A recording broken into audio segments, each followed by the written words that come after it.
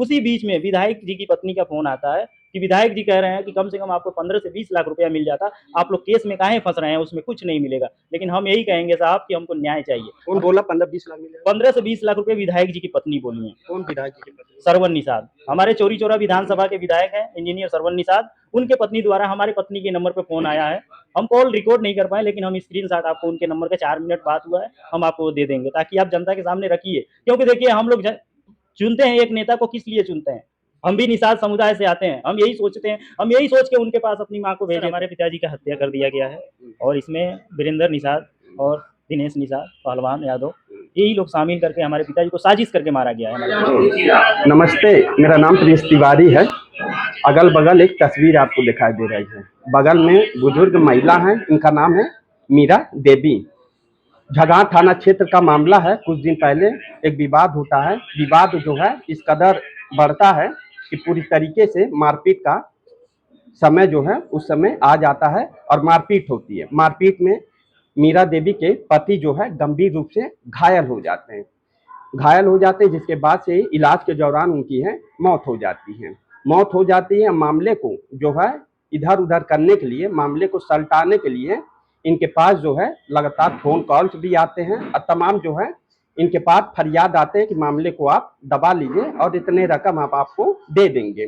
मामले को दबाने के लिए किसके तरफ से लगातार दबाव बन रहा था? मीरा देवी हैं बगल में, इनसे पहले बात करेंगे कि पूरा मामला क्या है। पूरा मामला ये है, लकड़ी के बारे में 4,000 में ले रहा ना, वीरेंद्र दिनेश 6,000 दे के कटवाना लोग। ई गई ने बोला ना, वही खातिर के मार पीट के ये लोग राती फेंकले बा लोग। हाँ, ये मामला बारे में मेन ये मामला। कौन कौन मारा था?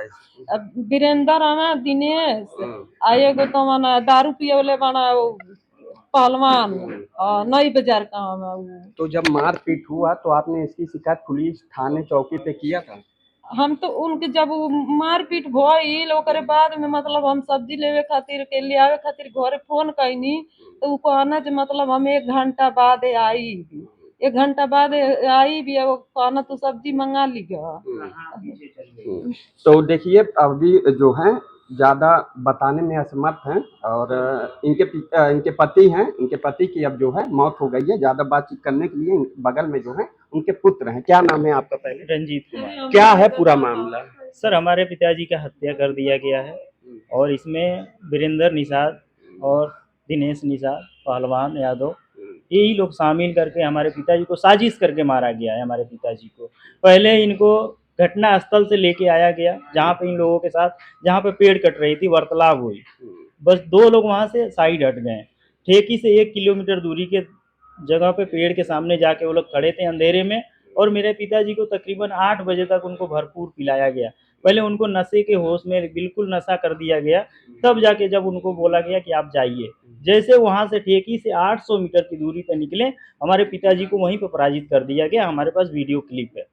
बड़े दूर से एक दुकान के कैमरे के वजह से उन लोगों की किस्मत थी क्या थी कि वो लोग आ गए हैं उसमें। लेकिन इस मामले को पुलिस बहुत दबाने की कोशिश कर रही है। पहले तो मेरे माताजी को जंगहा थाने से भगा दिया गया 2 बार। ये सीओ साहब के वहाँ गए, वहाँ से भी इनको भगा दिया गया। इनको यानी कि एफआईआर लिखने के लिए कोई भी थाना चौकी कोई भी लिखने के लिए तैयार नहीं था। बाद में जब जिस दिन मेरे पिताजी की मृत्यु हो गई, उस दिन थाना इंचार्ज आए, एसआई अभय सिंह उनका नाम है, वही आए हमारे पास। हमारे साथ तकरीबन 10 से 12 घंटा रहे। सोचिए, जो इंसान, जो पुलिस, जो प्रशासन हमें 10 दिन 15 दिन से गुमराह कर रही है कि आपके पिताजी का एक्सीडेंट हो गया है, वो पेड़ में जाके लड़े हैं, उनको कोई मारा नहीं गया है। तो 10 दिन से लगातार हमारे पास फोन आ रहा था कि आप लोग इसको एक्सीडेंट में केस करवा दीजिए, इसमें कोई शामिल नहीं है। लेकिन हमारे पास जब वीडियो क्लिप, एक्सीडेंट का जो है आप बता रहे एक्सीडेंट में तब्दील करा दी, ये कौन बोल रहा था? ये सब पहले तो ये हमको प्रशासन बोल रही थी। पहले क्यों प्रशासन बोल रही थी? अब प्रशासन क्यों बोल रही थी ये हमें नहीं मालूम है कि प्रशासन क्यों हमको ये बातें बोल रही थी, ताकि हम प्रशासन से पूछें कि पैसा क्या आप देंगे, अपने घर से ये पैसा देंगे। बोले कि नहीं, हम वकील साहब से बात करके आपका बीमा करवा देंगे, ये करवा देंगे, बड़ी गाड़ी दिखा देंगे, आपको 10 से 12 लाख रुपए मिल जाएगा। उसी बीच में विधायक जी की पत्नी का फोन आता है कि विधायक जी कह रहे हैं कि कम से कम आपको 15 से 20 लाख रुपया मिल जाता, आप लोग केस में काहे फंस रहे हैं, उसमें कुछ नहीं मिलेगा। लेकिन हम यही कहेंगे साहब कि हमको न्याय चाहिए। कौन बोला 15-20 लाख मिल जाएगा? 15 से 20 लाख रुपए विधायक जी की पत्नी बोली है। कौन विधायक जी के पति? सरवन निषाद, हमारे चौरी चौरा विधानसभा के विधायक हैं इंजीनियर सरवन निषाद। उनके पत्नी द्वारा हमारे पत्नी के नंबर पे फोन आया है। हम कॉल रिकॉर्ड नहीं कर पाए, लेकिन हम स्क्रीनशॉट आपको उनके नंबर का 4 मिनट बात हुआ है, हम आपको दे देंगे ताकि आप जनता के सामने रखिए। क्योंकि देखिए हम लोग चुनते हैं एक नेता को, किस लिए चुनते हैं?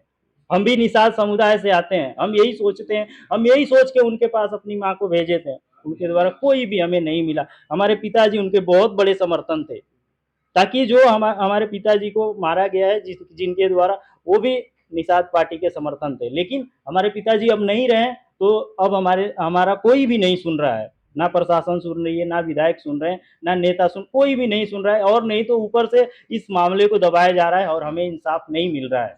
पर उसके बाद जो पुलिस प्रशासन है, पुलिस प्रशासन कैसे भी करके बॉडी को बोली कि आप जला दीजिए, कोई भी यहाँ पर लफड़ा मत कीजिए, आपकी कार्रवाई अवश्य होगी। आज FIR 25 तारीख को ही, आज 2 तारीख को हम ये आपके प्रेस क्लब में बात कर रहे हैं।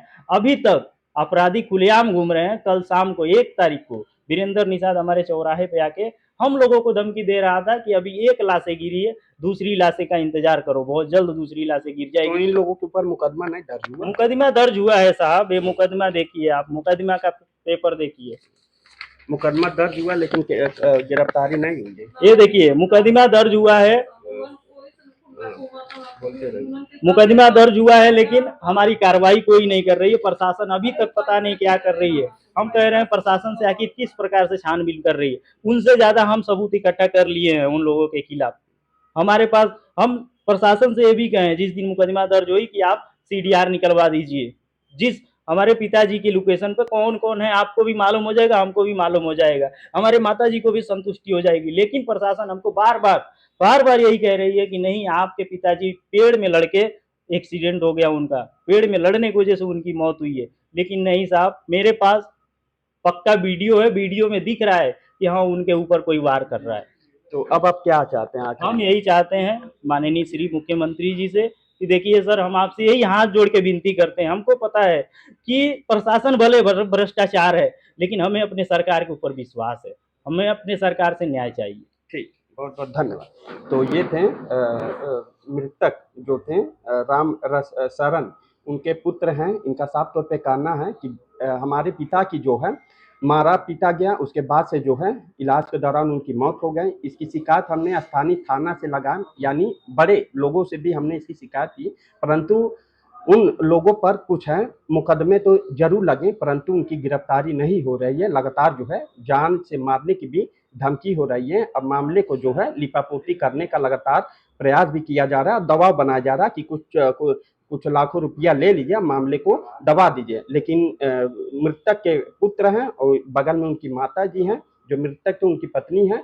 इनका भी साफ तौर पे कहना है कि हमारे जिस तरीके से पति की हत्या हुई है उनके साथ न्याय होना चाहिए। अब प्रशासन से गुहार लगा रहे हैं कि साहब हमें न्याय दे दीजिए। बाकी आपकी क्या प्रतिक्रिया, कमेंट बॉक्स में अपनी 31 राय तारीख जरूर को दें। हम